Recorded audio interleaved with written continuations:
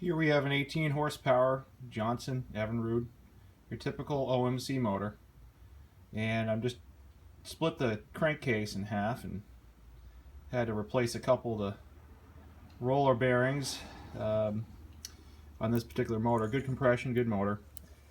And as you see, as I turn the flywheel clockwise is the normal direction, you can see that the crank turns and moves the pistons in an opposing direction, one forward, one backwards, together.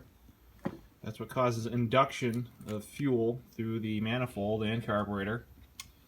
It also pulls that fuel-air mixture into the cylinders. Those cylinders are down here. You can see the pistons moving back and forth as I continue to turn the flywheel. This is the exhaust side of the motor, so it comes in through the starboard side on this particular engine.